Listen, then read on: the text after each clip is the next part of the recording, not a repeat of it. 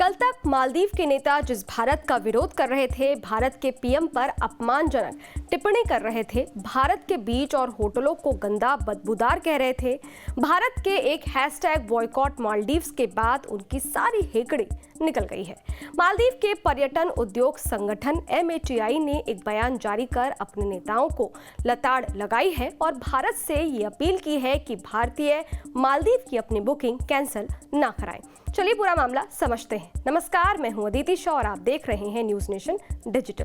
दरअसल मालदीव के पर्यटन उद्योग संगठन MATI ने अपने बयान में पहले तो अपमानजनक टिप्पणी करने वाले मालदीव सरकार के तीनों नेताओं को लताड़ा और उनकी निंदा की।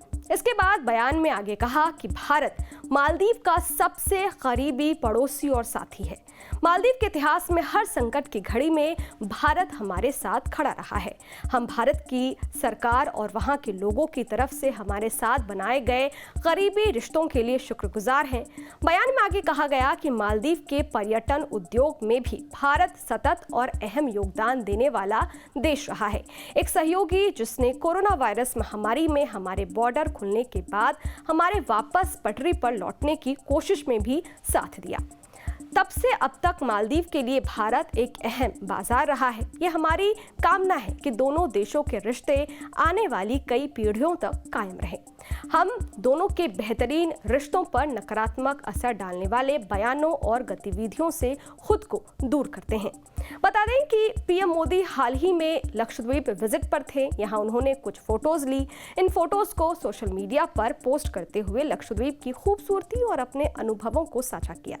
इसके पीछे का मकसद सिर्फ और सिर्फ लक्षद्वीप के टूरिज्म को बढ़ावा देना था। लेकिन ये बात मालदीव के कुछ नेताओं को नागवार गुजरी। इन नेताओं को ऐसी मिर्ची लगी कि इन्होंने पीएम मोदी और लक्षद्वीप को लेकर अनाप शनाप बातें बोल दी। पीएम मोदी पर अपमानजनक टिप्पणी की, जिसके बाद भारत में हैशटैग बॉयकॉट मालदीव्स ट्रेंड करने लगा। विवाद इतना बढ़ गया कि लोग अपनी मालदीव की बुकिंग कैंसिल करने लगे। सोशल मीडिया पर कैंसिल टिकट की फोटोज और वीडियोस शेयर करने लगे। आम लोगों के अलावा कई बॉलीवुड सेलिब्रिटीज भी लक्षद्वीप और पीएम मोदी के सपोर्ट में उतरे। ऑनलाइन टूर कंपनी ईज माई ट्रिप ने भी मालदीव की सभी फ्लाइट्स को कैंसिल कर दिया। कंपनी के को-फाउंडर और CEO निशांत पट्टी ने एक्स पर पोस्ट कर कहा कि हम देश के साथ खड़े हैं। हमने लक्षद्वीप की यात्रा के लिए अभियान शुरू किया है।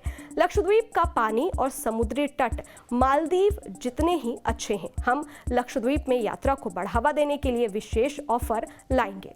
बढ़ते विरोध को देखते हुए मालदीव सरकार बैकफुट पर आई और पीएम मोदी पर कमेंट करने वाले तीनों मंत्रियों को सस्पेंड कर दिया। मालदीव के नेताओं की टिप्पणी का नतीजा मालदीव को उठाना पड़ा।